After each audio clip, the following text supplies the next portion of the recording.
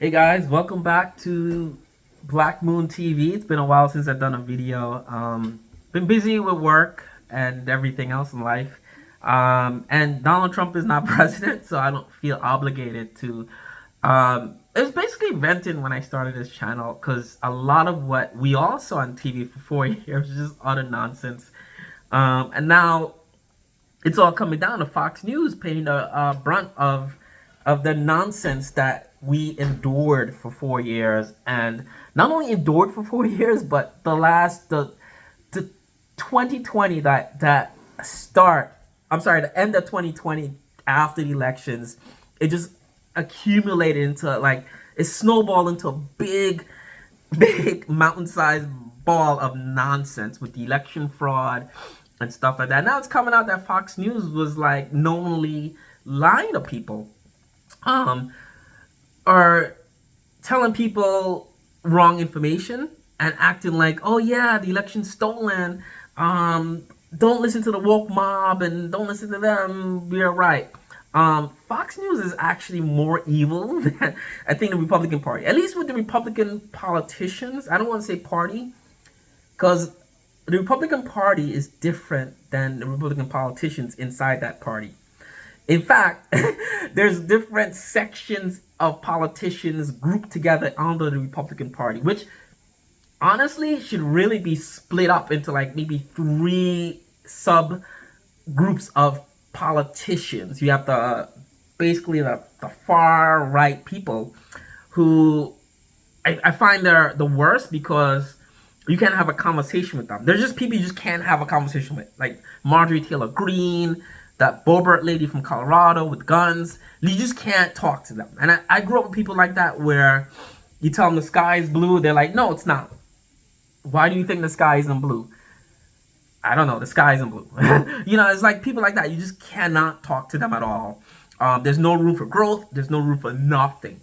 Then you have the old school Republican Party, which is like the Mitch McConnells, I think the Kevin McCarthy. I'm not sure where he stands in this mess. And there's the old school, the old Ronald Reagan dudes that don't know what to do with themselves. Basically, they just don't know what the fuck to do. They're like, we're Republican, but we don't know what we stand for in 2023. We don't know. We're out of touch with every fucking thing. And then you have like sort of like normal Republican politicians. Like I think Ron DeSantis maybe falls into that category where, they're kind of a bit of both. But they're the most easy to interface with. They're the people you probably see most on outside of Fox News, and just in general, you see them a lot. They're more vocal. A lot of what they say some of what they say makes sense, right? In terms of like crime reforms and stuff like that, and they kind of have solutions. And it's like it's not a big majority of that group. But that's the three section of that Republican group. I have a problem with all of them, right? I would never vote Republican, for the simple fact that I'm educated, I'm black, I have black children. And I think I became political as soon as my first baby came out of my wife. As soon as I was like, shit, I gotta start voting, I gotta start doing my shit, get my shit together, right? Because it's not just about me anymore. I have a black American child, right? I'm good. I've lived most of my life in relative comfort, right? In terms of political stuff, my family had money. I was well educated. I don't have any student loans. So I didn't have the black American experience. I'm not African American, right? My family's from the Caribbean. We're multinational. We've lived in Europe, in Canada. So I've been all over the place to the fact where I'm not like myopic in terms of America is the end all be all of society. I see all the civilizations out there. My favorite city, I've just had this conversation out there. A couple of my neighbors went to Paris over the winter break. I was like, if I was a millionaire, a billionaire, I would live in Paris, right? It's one of my favorite cities. I've seen it for what it is. Me and my wife, when we were dating, we went out to Paris, and we didn't do the touristy thing. We did the tourist thing for a day, and that's the thing with what I loved about Paris, off topic, you could do the touristy thing for a day or two, but then we were there for like the week. And it's like after like Monday, Tuesday, well, after the first 2 days, we're like, shit, what do we do now? And we're looking around, and then there was like, it's one of those things where like, it's not like Orlando or Miami, you know, like one of those touristy places where you really only need 2 or 3 days there. But Paris was like, after that touristy shit, we did Eiffel Tower, we went to a couple of restaurants, we did Louvre with all the museums. It's like, what the fuck do we do now? And it was so much to do, where like, we felt like we're in a family, like we were hanging out with all the parents at the park. People were coming home from work at noon with the kids.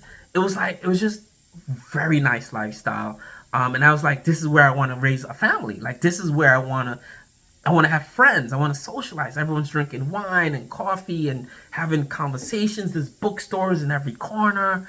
And this is Paris like 10 years ago. I know it's not like that much now. It's not much like that now with the immigration issues. And they have their own political stuff going on in that country, not just the city. In terms of immigrants and stuff like that coming in. But it's one of my favorite experiences as a tourist, and also as someone that was just in another country for like a week, where we were early 20s. We didn't know what the hell to do. We didn't have a lot of money, but we had a good time. So coming back to America now, I know America's not the end all be all of life. I know my life ain't gonna end here. It didn't start here, and I have options, you know. So once I have American black kids, I was like, shit, I gotta start taking care of myself and take care of them. That's when I became political, right?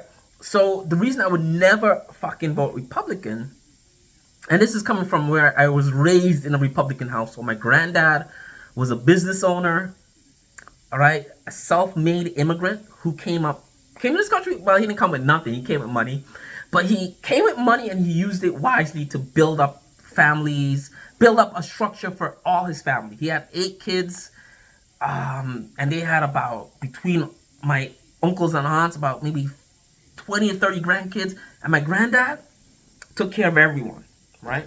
He bought property, real estate, right? Took care of everyone. So I grew up in that Republican structure of like conservative. We all went to church. We all did this. We all dressed like this. We were super conservative. And I love my granddad. I kind of, through my dad, right? That lineage, I respect them, and I want to continue that lineage, right? But not in the current Republican Party, right? So it's not like I'm Democratic. You know, I didn't grow up in that single parent household nonsense. Not nonsense, but I didn't grow up in that regards, right? My parents did divorce when I was a teenager, so I did have that single parent household while I was in high school. So I would never vote Republican, because a lot of what they say going into any election, it's always complaining about what Democrats aren't doing or doing. It's never what we're going to do for you. And no Republican has ever stood on a stage. And it's funny enough, Donald Trump was probably the only one that looked at all of America in the eye and said, you know, I'm here for you guys. Even though he wasn't, he said that. And it made a lot of people vote for him. He literally said, his overall message was like, I'm here for you guys, right? And it made people vote for him, I think. But none of these new Republicans, far right, old school Ronald Reagan guys, and the new Ron DeSantis, like weird anti-woke, Antifa, whatever, anti-Antifa folks, they have no message for me, right? They're not, in terms of education, right? Education is something I look at, right? And education is the biggest thing for parents, right?